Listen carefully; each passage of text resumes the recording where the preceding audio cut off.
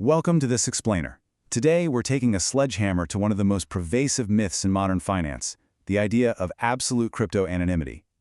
We are going to open up the crypto detective's playbook and find out exactly how financial crime investigators track down crypto criminals. So you've probably heard it a million times, right? In movies, on the news. Everyone thinks crypto is this magical, invisible money designed for untouchable criminals. Well, actually, scratch that. They are absolutely wrong. Describing cryptocurrency as anonymous money is incredibly misleading.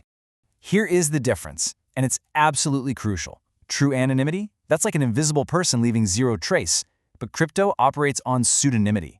It's honestly more like walking through wet mud. You might not be wearing a name tag, but you are leaving a highly visible, permanent trail of footprints tied right to your cryptographic key. The movement of that value is out there for everyone to see.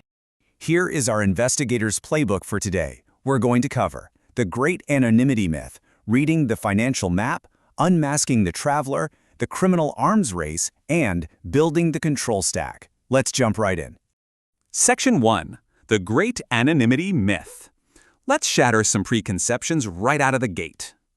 The reality is, a public blockchain creates a permanent, public, and searchable financial trail. Think of it as a giant ledger written in permanent ink. A criminal cannot simply hit delete on an earlier transaction to cover their tracks. Why? Because all it takes is one tiny mistake, maybe weeks, maybe years later, and boom, the mask cracks, revealing the actual legal identity behind it. That data just sits there indefinitely, waiting. Moving on to Section 2, reading the financial map. Let's talk about the public record. You know, you have to remember that major networks like Bitcoin aren't actually designed to hide things. They operate on a public blockchain, which is simply a shared, time-ordered record of validated transactions. Because everything is published permanently, this trail is wide open for compliance teams, law enforcement, and researchers to see for as long as the network exists. And what observers actually see in this structural record is incredibly rich. Now, you won't see a passport name or a company number staring back at you, but you do see sending and receiving addresses, exact transaction amounts, timestamps down to the literal second, network fees, smart contract interactions, and the entire history of the assets involved. The financial map is fully drawn, we just need to figure out who is navigating it. Section 3. Unmasking the traveler. This is all about finding the identity. Investigators use a very specific three-step pipeline to corner criminals. Step 1 is blockchain analytics, using software to organize all that raw ledger data into clusters. But hey, those are just analytical inferences. Step 2 is gathering off-chain evidence, like IPs and device data. And finally, Step 3 is attribution, connecting the wallet directly to its controller. This is exactly how we turn digital clues from the blockchain into hard, undeniable legal identities.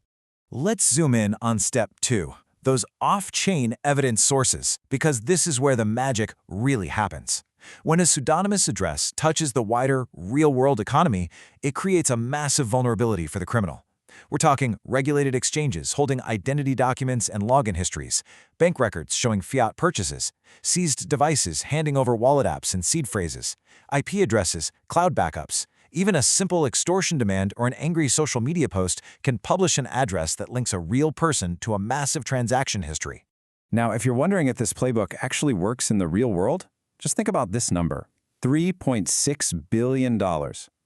During the investigation of the 2016 Bitfinex hack, U.S. authorities traced stolen Bitcoin through an insanely complex laundering sequence and seized that staggering amount straight from the defendants' wallets.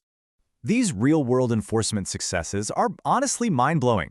In that Bitfinex hack alone, 95,000 Bitcoin were recovered. And it's not an isolated incident. Take the Colonial Pipeline ransomware attack. Investigators traced the ransom payment and seized 63.7 Bitcoin connected to the dark side operation. What does this tell us? It proves that complexity, massive transaction volumes, and bouncing funds between multiple wallets absolutely do not erase the trail when investigators combine analytics with operational evidence. Section 4. The Criminal Arms Race. Let's look at the evasion tactics currently in play. It is basically a massive game of cat and mouse between evasion tactics and investigator vulnerabilities.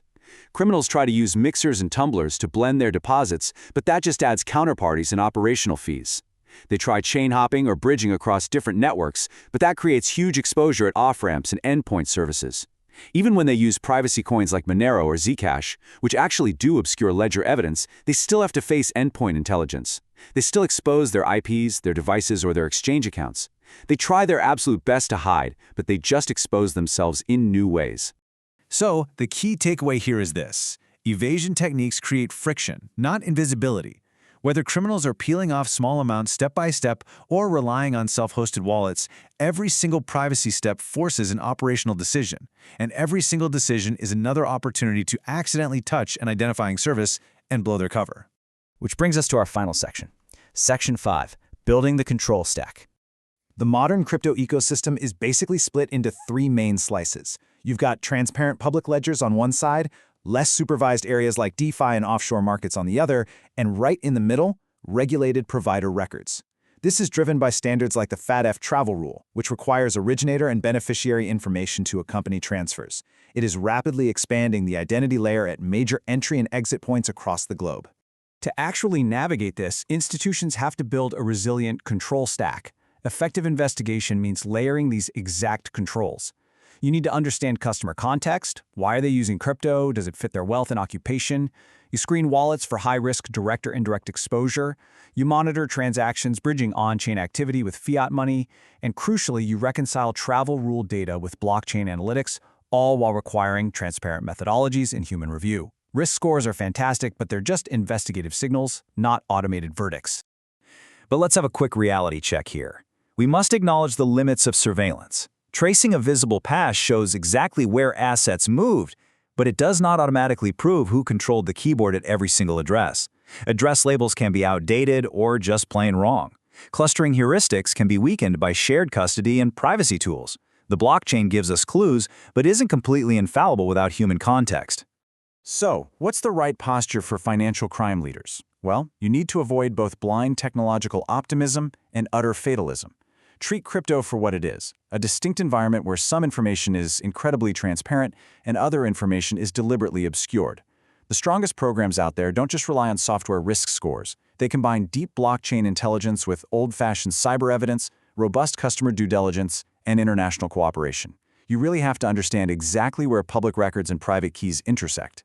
All right, the myth of the invisible crypto criminal is officially busted. The map is permanent, the traveler is constantly leaving footprints, and the tools to uncover them are stronger than ever. So the only question left to ask yourself is this. Crypto isn't anonymous by default, but is your control stack ready to trace it? Thanks for joining me on this explainer, and keep questioning what you think you know.